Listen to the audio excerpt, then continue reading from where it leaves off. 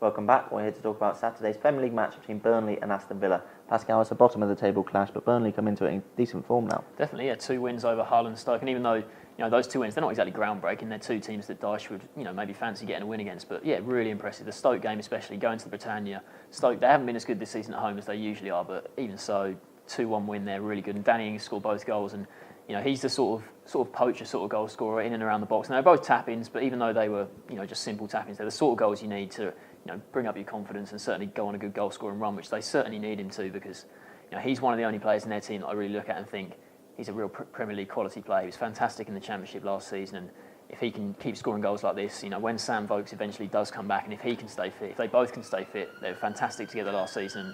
Yeah, that's one definite real positive for Dyche. It was both real goal scorer goals, weren't they, from Ings? I think if he can get 10 to 15 of them in the season, then there could be the difference between Burnley going down and staying up. 2 wins on the trot is really good for them.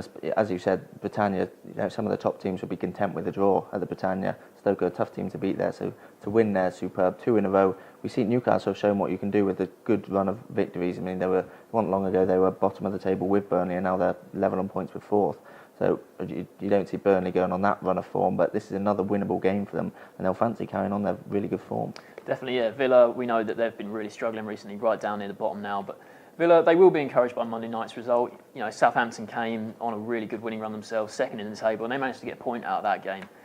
It wasn't the best game, wasn't the best performance. They still look a little light going forward, but yeah, they defended really well against Southampton. We know about Pella, Tadic, Mane, all those players going forward to Southampton, how much threat that they have, but they restricted them. It was a late goal from Klein in the end.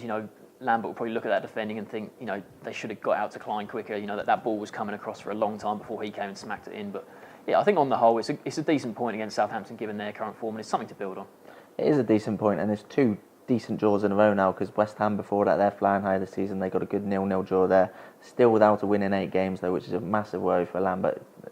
2 points from the last 8 games. That's poor. 6 defeats as well. That's relegation form, and 2 goals as well is a huge concern for them. They have improved in the last 2 games. It was a decent performance against Southampton, not so much going forward, but defensively, and they need to improve up really going forward more than anything if they are to climb away from the relegation zone. Yeah, you mentioned the defence, and I think that was definitely the one real positive about that game against Villa. Baker and Vlaar both missed out, but Akore and Clark, they both look really good. Clark, one of the best players on the pitch that day, and Akore especially. I think he's a player that, if he can start going on a good run of form, he could become a real good player in the centre-back position for them, because he came in last summer and he looked really good at the start of last season, but then he got a serious injury, completely missed the whole of the season. Then Lambert didn't really give him a chance this season until this most recent game, and I think Akore, he said over the international break that he'd be looking at maybe moving on in January if he didn't get a chance, but he's got his chance now, playing well, and if he can stay really good in there, and obviously Vlaar's a great defender, we know about that from the World Cup in the summer, and if Akore and Vlaar, that's a really good centre-back partnership for me.